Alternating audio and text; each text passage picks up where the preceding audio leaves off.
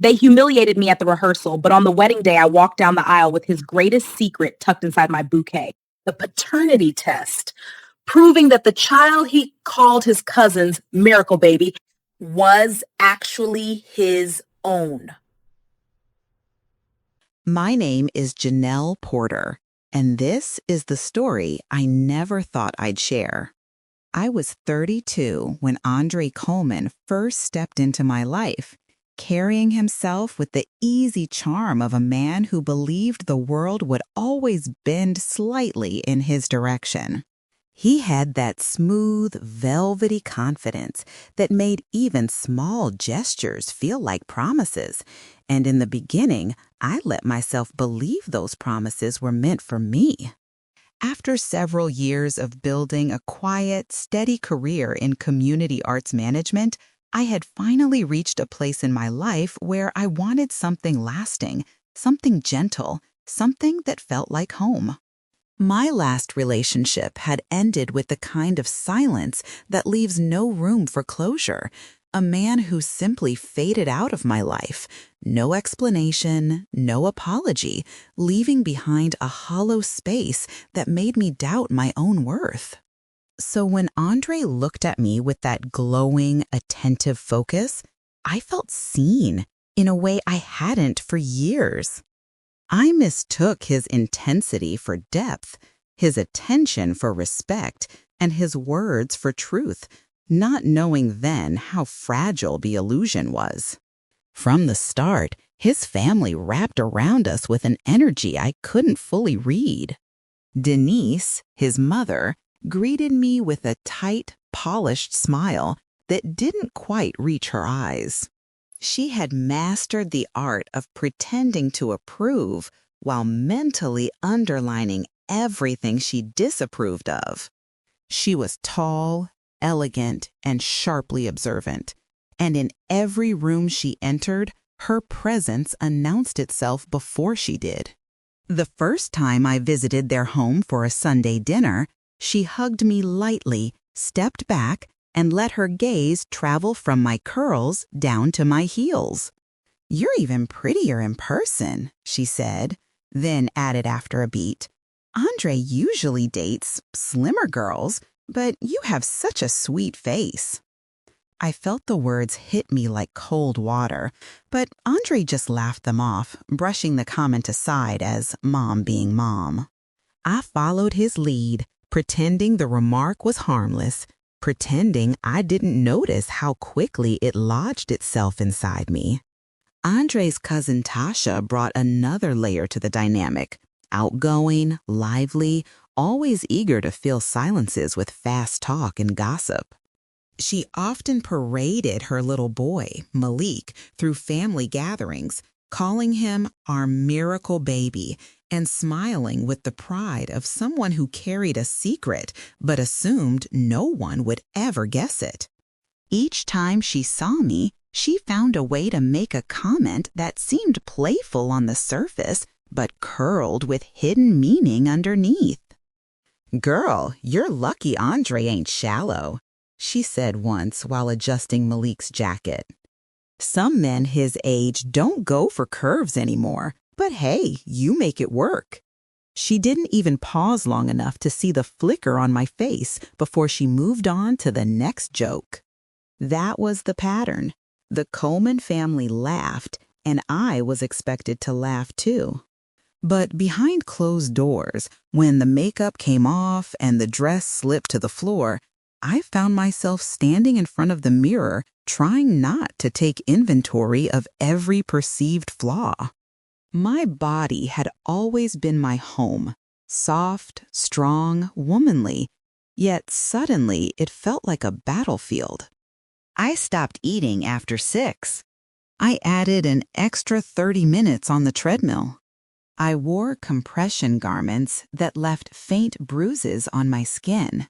I told myself it was for the wedding, that every bride wanted to look her best, but deep down, I knew I was chasing something else entirely, the approval of people who had already decided I wasn't enough.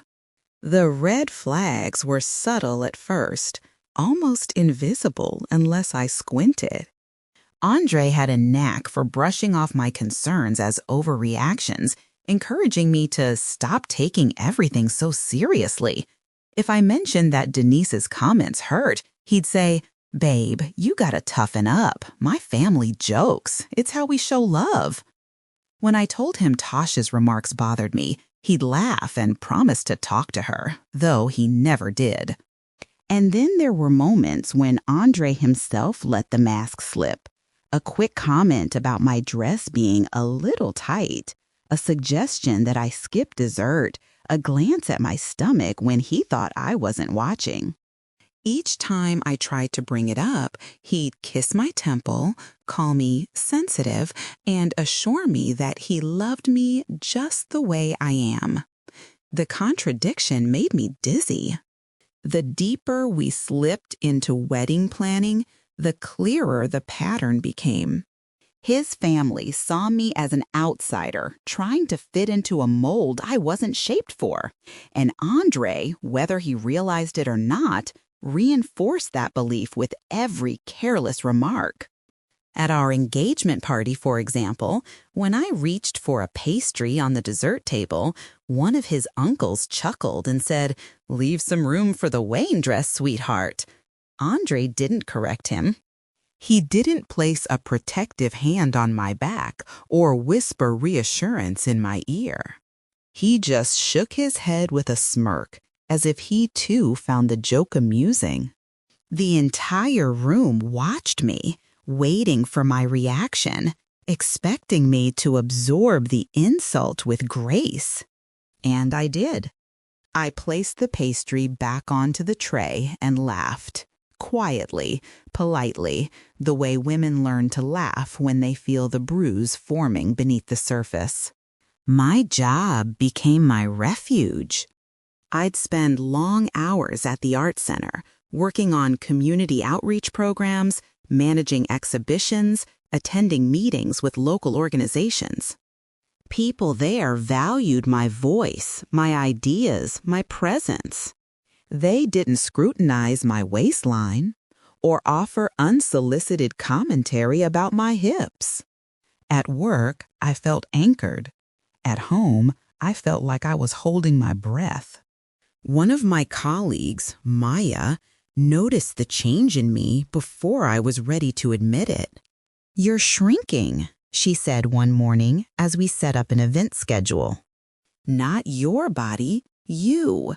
Don't disappear for someone else's comfort." Her words lingered long after she left the room. But the breaking point, the moment that revealed everything, came during a family barbecue a few months before the wedding. I had brought a homemade macaroni salad, a recipe from my grandmother, something that always brought a sense of warmth and nostalgia to gatherings. As I set it on the buffet table, Denise approached, lifted the lid, and gave a tight, polite nod. "Looks heavy," she said. "Maybe don't eat too much of it, dear." A few of the relatives laughed. Andre didn't defend me. He turned away to grab a drink. I stood there, holding the serving spoon, smiling politely, while something deep inside me curled inward. That night, I cried in my car before driving home, wiping my face with the heel of my hand so no one would notice. Even with all these moments piling up, I kept telling myself I just needed to endure the stress until the wedding. That once vows were exchanged and I became part of the family, the dynamic would shift. Acceptance would come, respect would follow, and Andre would step into the role of a partner who protected me rather than laughed along with the crowd. I clung to that fantasy because the alternative was too painful to face, that I was marrying into a world that would never welcome me, and that Andre, the man I thought cherished me, might have always seen me through the same critical lens as the rest of them. And then came the day when everything changed. The day I discovered the secret that made all their judgment feel not just cruel, but hypocritical. A secret so explosive, it rewrote the meaning of every joke, every glance, every moment I forced myself to shrink just to fit into their vision of perfection. I didn't know it yet, but the truth had already entered the story, quiet and patient, waiting for the moment when it would no longer allow me to remain silent. The rehearsal day carried that strange electric tension weddings often bring, the kind where everyone pretends to be relaxed, smiling tightly while privately evaluating every detail. I arrived early, hoping the quiet of the empty hall would steady me. For a moment, it did. The soft glow of the chandeliers, the rows of chairs draped in ivory fabric, the aisle lined with petals, it all looked like the future I'd once dreamed of. But the illusion cracked the moment Andre and his groomsmen walked in, loud, joking, already halfway into the evening, as if I were just another prop in their celebration, rather than the bride at the center of it. Andre came over, kissed my cheek lightly, and whispered, "You look good, babe. That dress hides a lot." He chuckled, expecting me to join him. I didn't. I felt the words land, sharp and cold, slicing through the temporary sense of peace I had built around myself. As the rehearsal began, I kept my steps steady, my smile fixed, all while my stomach tightened with the familiar ache of humiliation I had trained myself to ignore. Every time I caught Denise watching me, her expression carried that same mixture of polite disapproval and smug certainty, like she was observing a performance she had already decided would fail. When we moved to the rehearsal dinner space, the shift in atmosphere was immediate. The room buzzed with laughter, clinking glasses, and the kind of rowdy energy that thrives on making someone the punchline. Unfortunately, that someone was always me. I sat beside Andre, trying to focus on the speeches and toasts, reminding myself the night would be over soon. But the comments started early. One of the groomsmen nudged Andre and said loud enough for me and half the table to hear, "Better make sure she fits in that dress tomorrow." Andre laughed. "Man, we're working on it," he joked, tapping my thigh like I was a pet project rather than a partner. I could feel heat rising in my cheeks, but I kept my expression smooth. I had long since learned that showing hurt only encouraged them. Still, the ache in my chest deepened as the jokes continued, each one chipping away another piece of the confidence I'd spent years rebuilding. I excused myself to the restroom at one point, needing a breath of air. When I looked in the mirror, I saw the tightness around my eyes, the way my shoulders slumped forward, as if trying to make myself smaller. "Hold it together," I whispered to my reflection.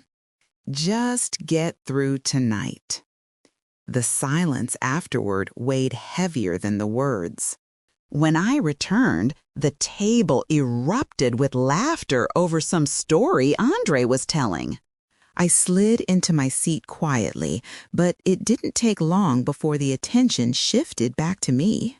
Andre's groomsmen began debating whether brides should earn their dresses, and before I could brace myself, Andre reached out, grabbed the soft part of my stomach, and announced loudly, "We gotta get this wedding ready by tomorrow, huh?"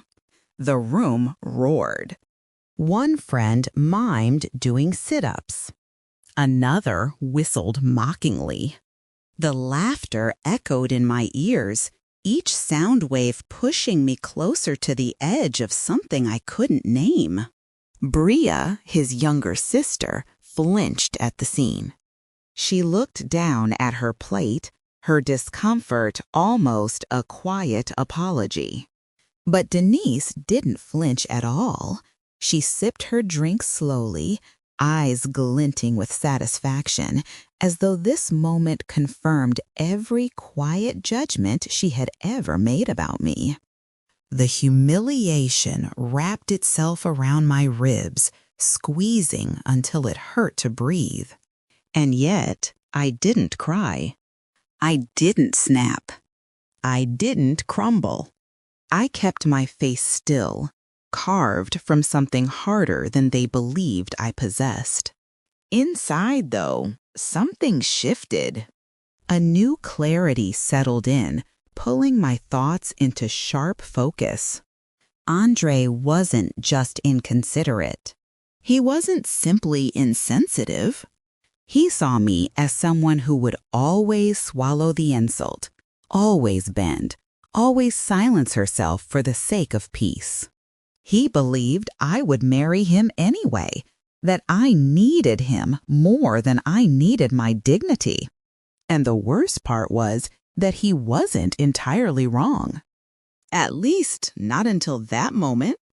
Because while he laughed, while his friends slapped him on the back, while Denise observed with smug approval, the envelope in my purse sat quietly against my hip, thin, deceptive in its softness, yet powerful enough to burn the entire facade to the ground. I felt the outline of it beneath the fabric of my dress, the faintest pressure reminding me that I was no longer powerless. I had the truth, and the truth had teeth. A few minutes later, Andre leaned in as though nothing had happened, kissed my cheek casually, and whispered, "You're not mad, right? You know I'm just playing." His breath brushed my skin, warm and familiar, but it only made my stomach turn. He didn't see the damage because he didn't care to. He assumed my silence was agreement, not restraint. He assumed tomorrow would come with vows, a ring, a future built on my ability to keep his secrets and ignore his disrespect. But tomorrow wasn't going to be the day he imagined. I sat through the rest of the evening in complete stillness, watching the room with new eyes. Their laughter no longer pierced me. It revealed them. Their comments no longer stung. They exposed the rot beneath the surface. And Andre, the man who claimed to love me, no longer looked like a partner. He looked like a stranger wearing borrowed charm, borrowing time, borrowing the appearance of loyalty while hiding a betrayal that none of them could imagine. If they wanted me to shrink, they would soon learn how dangerous a quiet woman can be when she finally decides to speak. 2 weeks before the rehearsal dinner, before the jokes and the grabbed stomach and the laughter that peeled layers off my dignity, there was a quieter day that changed everything. It didn't look important at first. It was just a Tuesday afternoon filled with fabric swatches, vendor emails, and my phone buzzing with reminders about deposits and deadlines. I had taken the day off from the arts center to finalize some wedding details, thinking the worst thing I'd have to deal with was a florist trying to upsell me on centerpieces. I had no idea that by the end of that day, the entire story I was living in would tilt on its axis. Tasha showed up unannounced, as she often did. She knocked twice and then let herself in with the key Andre had given her for emergencies, a decision he'd made without even asking me. I heard Malik's small footsteps first, a quick patter across the hardwood before he bounced into the living room with his toy truck clutched in one hand. "Auntie Janelle!" he shouted, flinging himself onto the couch next to me.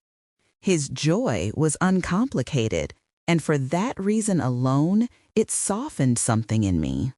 I smiled and hugged him, smelling the faint mixture of baby lotion and outside air in his curls. Whatever mess the adults had made, he didn't deserve to be part of it. Tasha followed behind him, balancing a large cardboard box filled with decorations. Girl, I swear, if I have to look at one more ribbon, I'm gonna lose my mind, she said, dropping the box on the dining table with a heavy thud. Her purse slid off her shoulder and landed beside it with a softer sound. She brushed her hair back, fanned herself dramatically, and then started pulling out strings of lights and faux flowers as if she were the one marrying into this family instead of me. I brought these from Mama's garage, thought you could use them for the reception or whatever. We talked for a while about nothing that mattered. Colors, playlists, who might get too drunk at the reception. Tasha kept up her usual commentary, half friendly, half cutting. "You wearing that fitted dress for the reception too?" she asked, narrowing her eyes playfully. "You know, these cameras don't play. Gotta make sure everything's smooth, if you know what I mean." She laughed, nudging me with her elbow. I smiled tightly and pretended it rolled off my back. But somewhere deep inside, another part of me filed it away on the growing list of things I pretended not to feel. Andre called from work to say he was running late, but would pick up food on his way home. While he was on the phone, Tasha rolled her eyes, mouthing, "Yo man, stay busy," like it was a compliment and a warning at the same time. When I hung up, she shifted her purse to the side to make room for the decorations and didn't notice when it tipped slightly.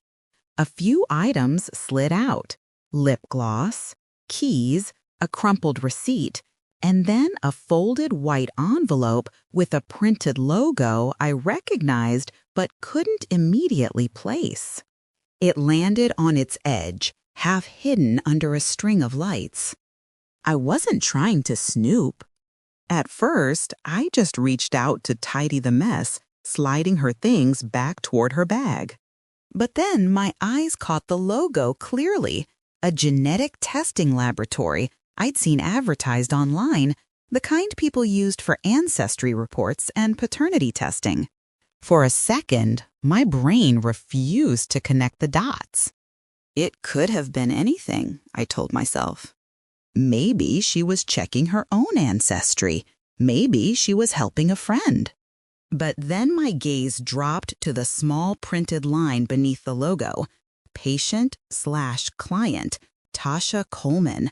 My throat went dry. "Hey, you dropped this," I said, my voice sounding distant in my own ears. I picked up the envelope, feeling the weight of the paper inside, strangely heavier than it should have been. Tasha glanced over her shoulder, then snatched it quickly, stuffing it back into her purse like it was something hot that had almost burned her. "Oh, that's nothing," she said too fast. "Just some medical stuff. You know how these doctors love paperwork." She laughed, but her eyes didn't. Malik rammed his toy truck into the table leg, and she used the distraction to avoid my gaze. Something in the air between us shifted, the lightness replaced with a dense, quiet alertness. After she left, the house felt louder in its silence. The clink of the door closing sounded final, like a gavel. I walked around aimlessly for a few minutes, picking up stray petals from the floor, straightening cushions, anything to avoid the thought pressing at the edges of my mind. But it was no use. The image of that envelope replayed in my mind over and over. Genetic testing. Tasha. Malik. A family that took so much pride in their miracle baby. And Andre, who always seemed to be hovering near Tasha at gatherings, who leaned in close when they whispered in corners, who got tense whenever someone joked about Malik looking like him. Later that evening, when Andre finally came home with takeout containers in hand, he was all easy smiles and casual affection. "Hey, babe," he said, kissing my cheek. "Tasha stopped by earlier?" I nodded and watched his face carefully. Yeah, she dropped off decorations and some paperwork. I let the word hang in the air. His eyes flicked to mine, just for a fraction of a second. Then he looked away, setting the food on the counter. "She's always got something going on," he said lightly. "You know how she is." It was the kind of vague dismissal he used whenever he didn't want to answer a question directly.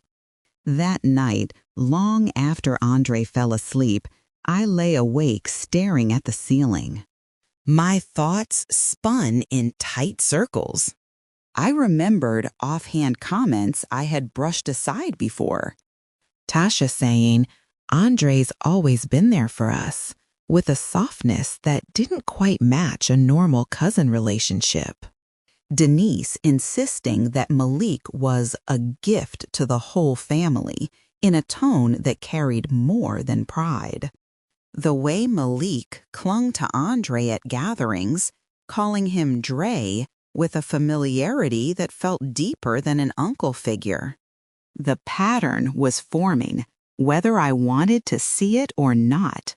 The next day, when Andre left for work, I made a decision that felt like crossing a threshold.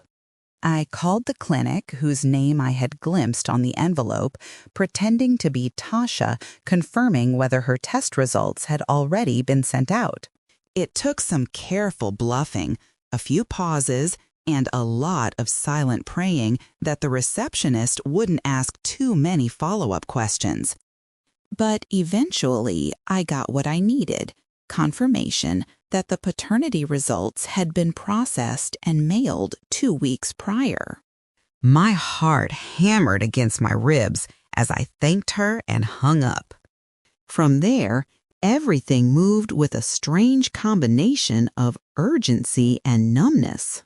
I couldn't access Tasha's results directly, so I waited. I waited for an opening, for another slip, for another chance encounter with that envelope. It came sooner than I expected. A few days later, Tasha stopped by again, this time in a rush, dropping Malik off so she could run an errand. "Can you watch him for an hour?" she asked. "I'll be right back." She barely set her purse down before hustling out the door. Malik curled up on the couch with a cartoon, oblivious to the storm quietly circling his life. Her purse sat on the table, open just enough for me to see the corner of the same white envelope. My pulse thudded in my ears. I knew I was crossing a line, but the deeper truth was that the line had already been crossed by every lie Andre had told me, by every secret he had tucked behind my back while planning a future with me. My hands trembled as I reached into her bag and pulled out the envelope. I unfolded the paper carefully, reading each line twice to make sure I wasn't misinterpreting anything. There it was, printed in black and white. Alleged father, Andre Lamar Coleman. Result, 99.99% probability. My knees went weak.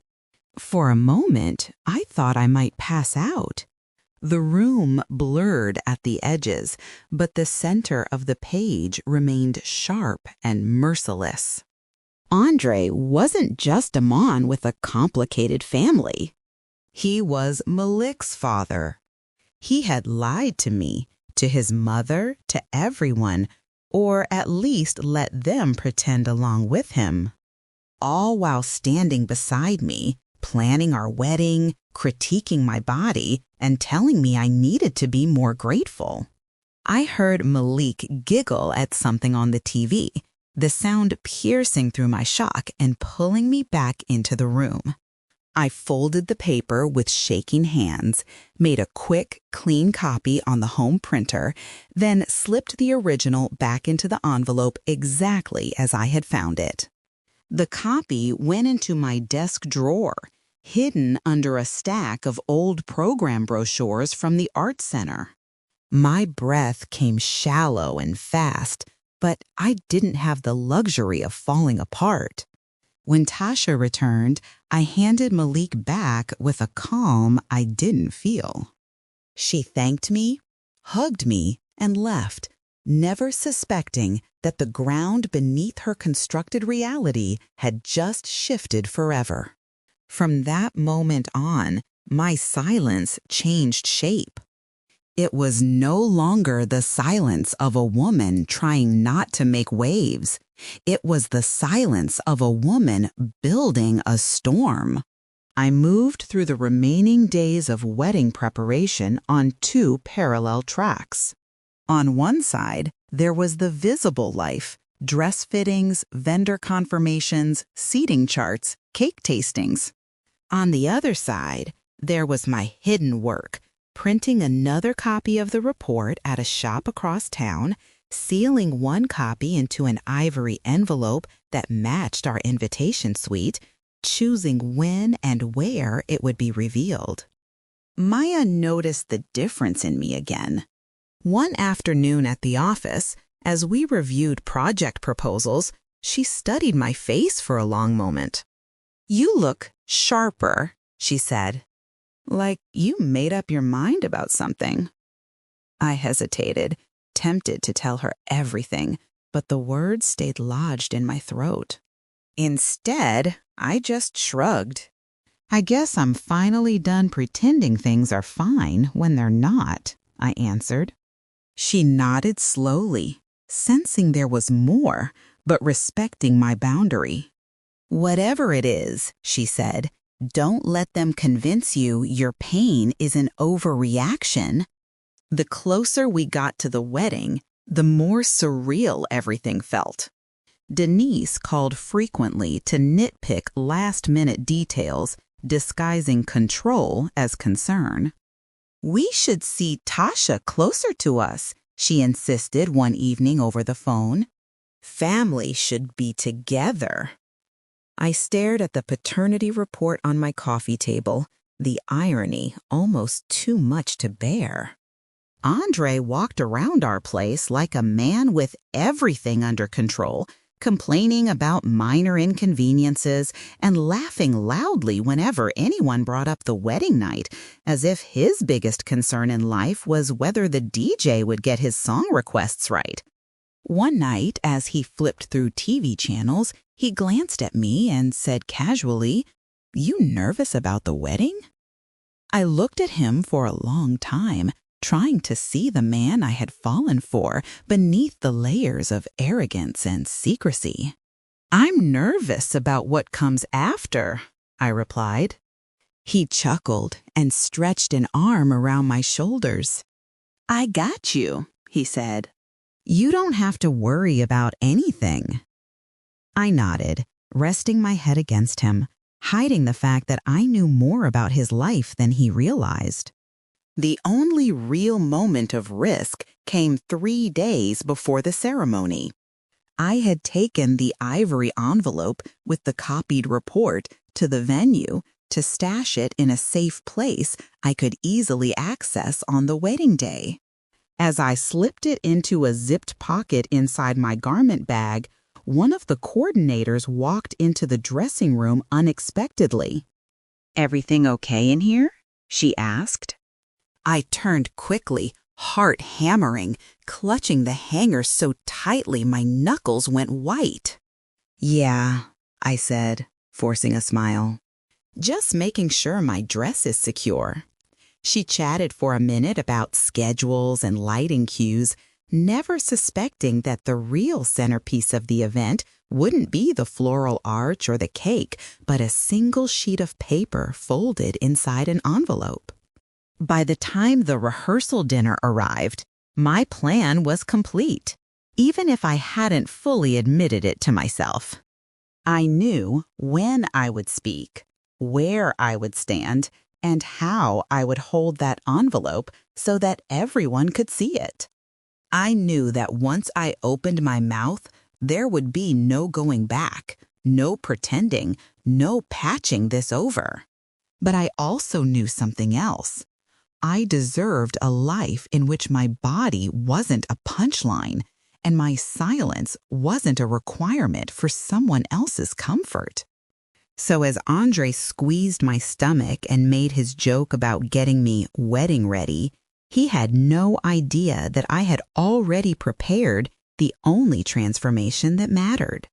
Not for my body, but for my future. Not to please him, but to free myself. And the weapon I had chosen wasn't cruelty or violence. It was the truth, sharpened and ready, waiting quietly for its moment under the soft lights of the ceremony.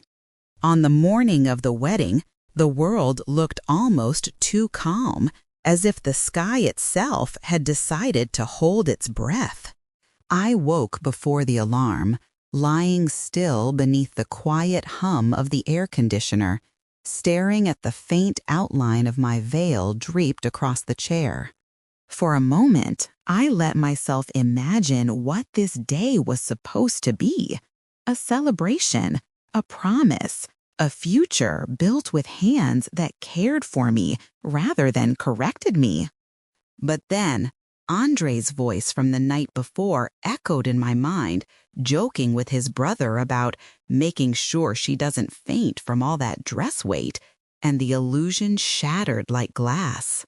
I sat up slowly, the weight of my plan settling into my spine, grounding me. Today wasn't about vows. Today was about truth.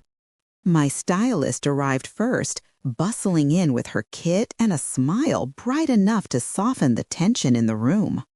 "Girl, you're glowing already," she said, laying out brushes and palettes across the vanity.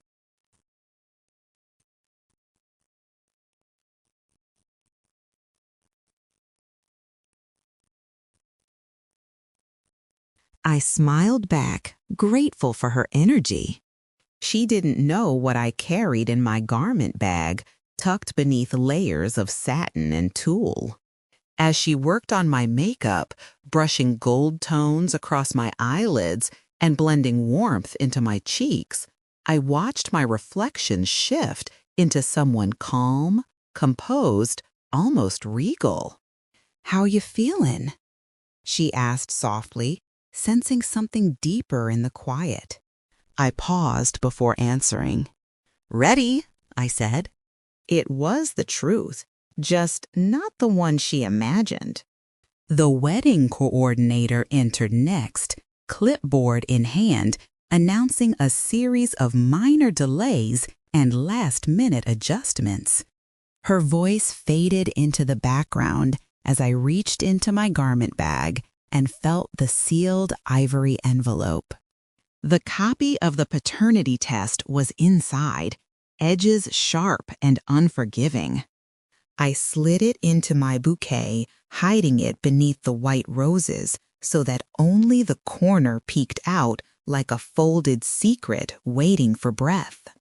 My heart thudded once, steady and final. There was no turning back now. When it was time to line up in the hallway, I stepped into place behind the flower girl and the ring bearer. The doors to the ceremony hall were closed, but the low murmur of guests seeped through them, carrying faint whispers and laughter. I wondered how many of them had made comments about my weight behind my back. How many had joined in the family's quiet judgment? How many had assumed I should feel lucky Andre chose me at all? In a few minutes, their assumptions would turn to ash. The doors opened. Soft music spilled out, and the room rose in a slow wave of anticipation. I walked forward, each step precise, deliberate. My gown trailed behind me like a cloud of light, and I held the bouquet close to my chest, the envelope pressing faintly against the petals. Andre waited at the altar, smiling with a confidence that burned through me like a slap. He stood tall, relaxed, basking in attention, unaware that the ground beneath him was about to vanish. As I reached him, he leaned in and whispered, "You look amazing, babe." He said it like a man rehearsing a line for the cameras rather than speaking from affection. I didn't answer. I turned toward the officiant, my pulse steady, my decision solid as stone. "Before we begin," the officiant said, "the couple has prepared their own vows." Andre gave a small smirk, ready to launch into whatever grand speech he'd prepared, words he'd crafted to make himself look devoted and tender. But before he could open his mouth, I stepped forward. "I need to say something first." A ripple moved through the guests. I heard shifts in seats, the faint rustle of fabric, a few quick inhales. The officiant nodded cautiously. Andre turned to me, confused. "Janelle, what are you doing?" I didn't look at him. Instead, I lifted the bouquet and pulled out the envelope with a calm so cold it frightened even me. "I think everyone here deserves to know the truth about the man I'm supposed to marry today." The room stilled. Denise's smile froze into a rigid mask. Tasha stiffened in her seat, her hand tightening around Malik's shoulder. A groomsman whispered, "What's going on?" But no one answered. I opened the envelope slowly, letting the sound of tearing paper echo through the hall like thunder. "This," I said, holding the document up, "is a paternity test. One that proves Malik isn't just Tasha's little miracle. His biological father is," I turned to Andre, my voice ablade, "Andre Lamar Coleman." The shock hit the room like a wave crashing against stone. Gasps ricocheted off the walls. Someone dropped a program. Denise stood abruptly, her face draining of color. Tasha covered her mouth with her hands, eyes wide and shining with panic. Malik looked around in confusion, too young to understand the storm he'd been born into. Andre lunged toward me, desperation tightening his voice. "Janelle, stop. Please, listen. We can talk about this." "Now you want to talk?" I stepped back, holding the paper firmly. "You had years to talk. You had months while planning this wedding. You had every chance to tell me the truth, but you chose my humiliation instead." Bria stood from her seat, one hand pressed to her chest. Tears filled her eyes. "Andre, tell me this isn't true." Her voice cracked, breaking something fragile in the air. But Andre had no words. His mouth opened and closed uselessly, like a man drowning. The guests erupted into quiet chaos, whispers, shifting feet, glances exchanged like sharp stones. One of the groomsmen muttered something under his breath and stepped away from Andre, distancing himself as if betrayal were contagious. Denise took a step forward, pointing a trembling finger at Andre. "You lied," she hissed, "to all of us." Tasha broke then. "I tried. Andre, I told you it would come out," she cried, clutching Malik to her. "You told me you'd handle it." He turned toward her, horrified. "Tasha, don't, please." But it was too late. The facade he'd carefully built for years shattered in full view of everyone who had once believed in him. I felt my heartbeat slow, as though my chest had finally found the rhythm it had been searching for. I wasn't trembling. I wasn't overwhelmed. I was steady, rooted, perhaps for the first time in my adult life. The officiant lowered his book and stepped back, realizing the ceremony was no longer a ceremony, but a reckoning. Andre stumbled forward, dropping to his knees. "Janelle, I'm begging you, don't ruin us like this." I looked down at him, at the same man who mocked my body in front of his friends, who let his family chip away at my self-esteem, who lied about the most fundamental truth a partner could hide. "There is no us," I said softly, clearly. "There hasn't been for a long time. I just finally stopped pretending." The hall fell silent, except for the faint sound of someone crying, Bria, shoulders shaking as she covered her face. I placed the bouquet gently on the floor, straightened my back, and walked away from the altar. Behind me, Andre's sobs filled the empty space where our vows were supposed to be. No one followed me. No one stopped me. For once, the room finally understood who deserved to leave with dignity. When the doors closed behind me, the cool air hit my skin, clearing my lungs in a way that felt like rebirth. And I knew, without any doubt, that the hardest part was already over. The first breath I took outside the ceremony hall felt thin and shaky, like air after a storm, heavy with what had just happened.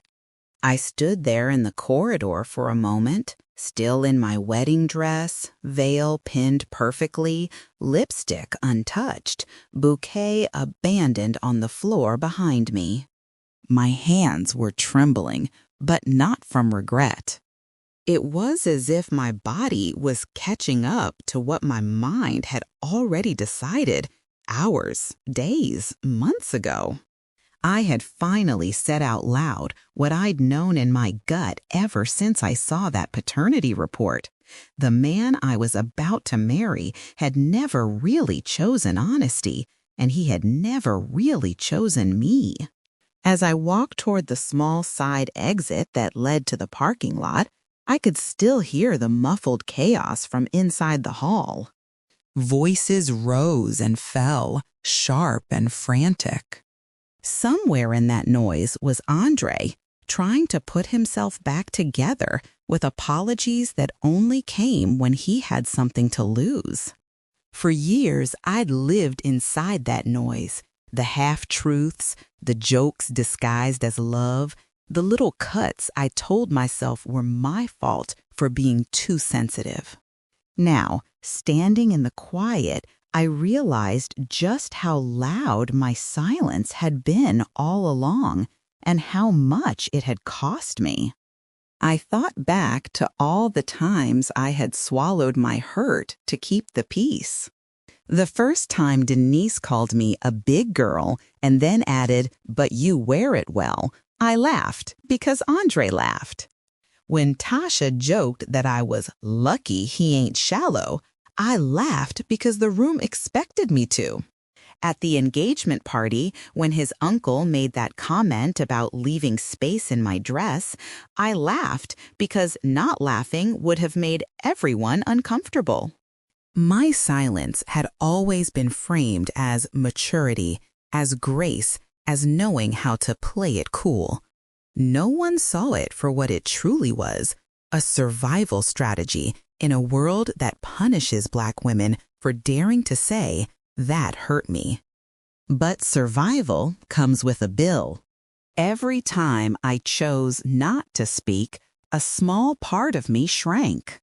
I learned to check my reflection from certain angles, to wear dark colors to look slimmer, to rehearse responses that sounded light even when I felt anything but. I adjusted myself to fit into spaces that were never built for my full self in the first place. I edited my words, my reactions, my needs, so Andre could continue believing he was a good man with a good heart, surrounded by a family that simply joked a lot. My silence gave them permission to keep crossing boundaries they pretended not to see. It took me a long time to understand that staying quiet wasn't weakness. It was what I had been taught to do, by past relationships, by family, by a world that tells women like me to be strong, but not too vocal, graceful, but not too demanding. My silence had been my armor. If I didn't call out every slight, I could keep the peace. If I accepted the jokes, I didn't have to face the possibility that these people didn't actually like me, only tolerated me because I was attached to Andre. If I stayed quiet, I could still hold on to the dream that love would eventually soften them. The turning point came the night I sat alone on the couch with that paternity report in my lap. I remembered staring at the words until they blurred, not just because of what they said, but because of what they revealed about me. I had accepted Andre's half-truths because I didn't want to believe I'd chosen a man who would betray and belittle me at the same time. I wanted to believe that if I just held my tongue a little longer, if I just worked harder, if I just became a little smaller, everything would fall into place. Instead, the truth sat there on printer paper, black and white and merciless, reminding me that my silence had protected him, not me. Inside the hall, the consequences of that silence ending were unfolding like a slow-motion collapse. In my mind, I could see it clearly. Denise, who had always believed she controlled the narrative, was losing her grip on it with every passing second.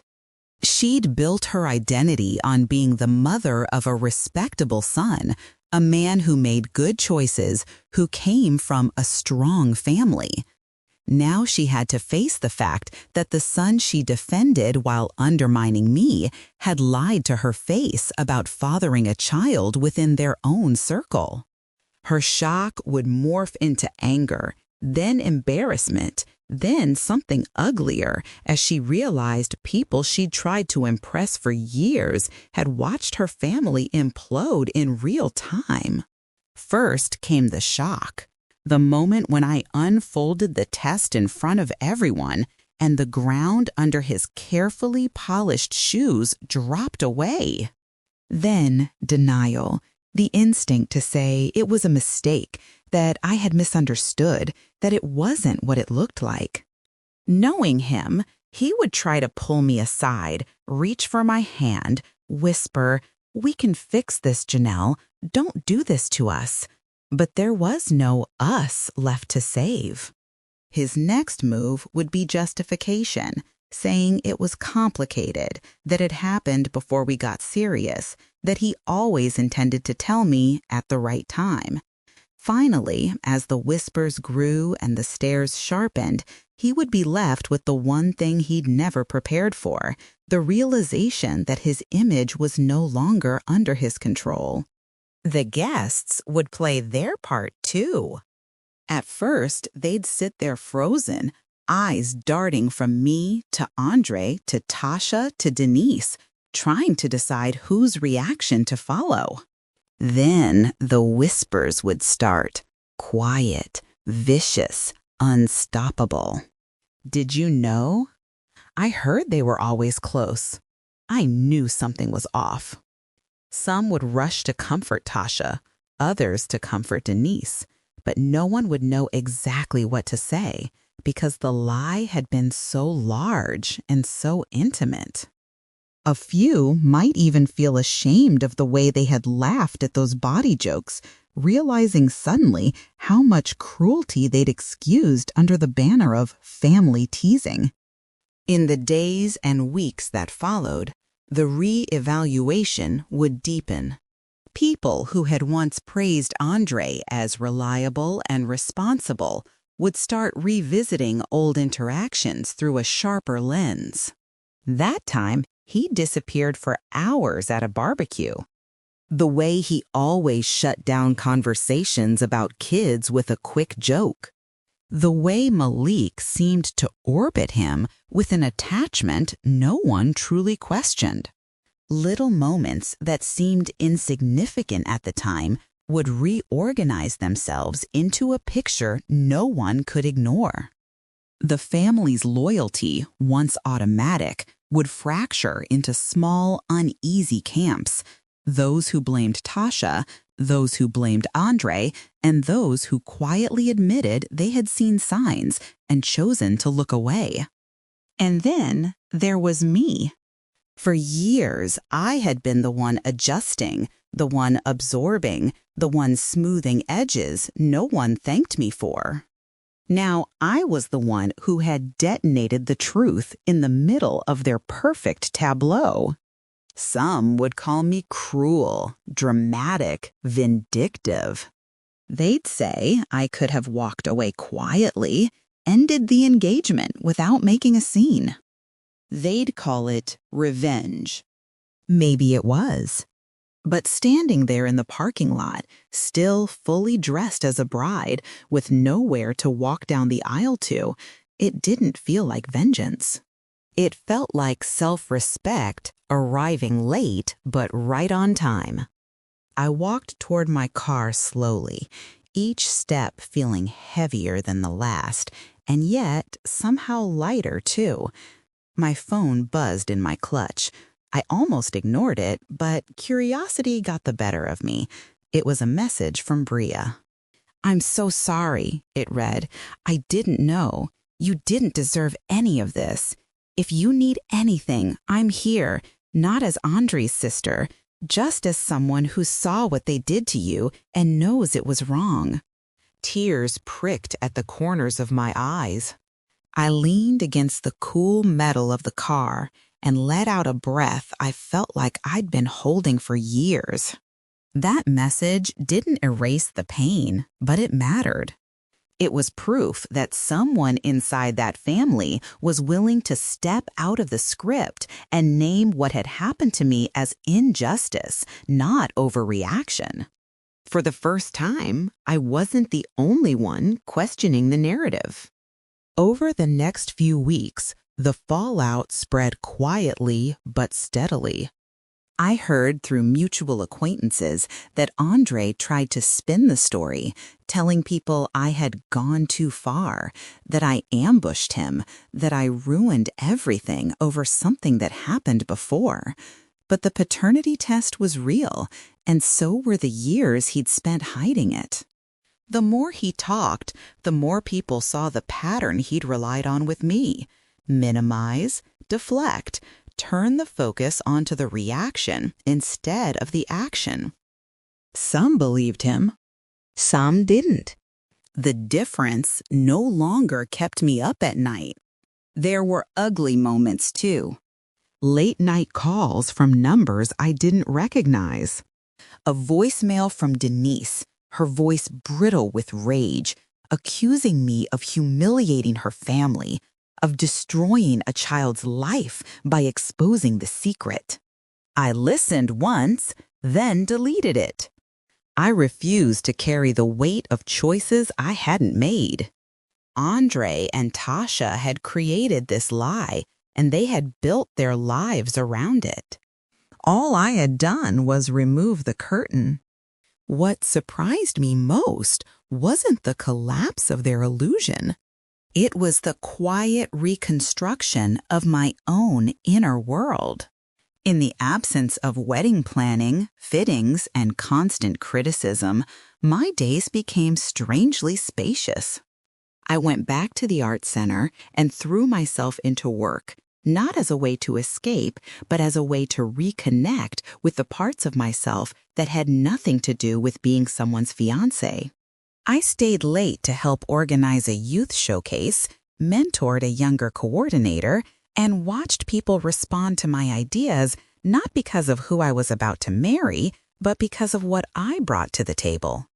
In the evenings, instead of calorie counting dinner or obsessing over dress measurements, I cooked what I wanted and ate until I felt full, not ashamed. I started walking in the park near my apartment, not to burn anything off, but simply to move and breathe. Sometimes I caught my reflection in store windows and almost didn't recognize the woman looking back, not because her body had changed, but because her shoulders weren't hunched anymore. Her eyes weren't searching for invisible approval. I had been so focused on making myself wedding ready that I had forgotten I was already life ready.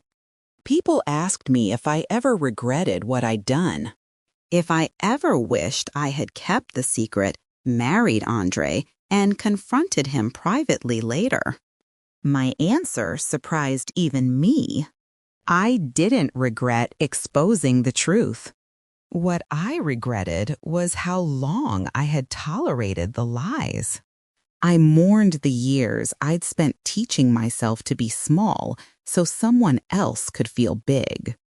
I grieved the version of me who believed that silence and endurance were the only ways to prove I was strong. But even that grief felt different from the old self-blame. It wasn't a whip, it was a lesson. My silence had once been a shield, an instinctive way to protect myself from conflict and abandonment. Now, I understood that silence could only protect me up to a point. Beyond that, it became a prison, one I had innocently built and then trapped myself inside. Speaking up at the altar wasn't just about exposing Andre. It was about stepping out of that prison and closing the door behind me. Over time, my relationship with silence changed. It was no longer the heavy, suffocating quiet I used to wrap myself in when I didn't feel safe to speak. It became something else, a choice. I didn't rush to explain myself to everyone who heard about what happened. I didn't defend myself in every conversation. I let people think what they wanted because I finally realized that my peace did not depend on their understanding. My new silence wasn't about submission. It was about knowing when I had said enough. One evening, months after the non-wedding, I found myself back in front of the same mirror where I had once picked apart every inch of my body. This time, I just looked. No criticism, no checklist, no "when I lose 10 pounds" promises. I saw the faint tension lines on my forehead, the small curve of my stomach, the strength in my legs, the softness in my cheeks. I saw a woman who had walked away from an altar rather than betray herself. I saw someone who had chosen truth over appearances, self-respect over acceptance, clarity over comfort.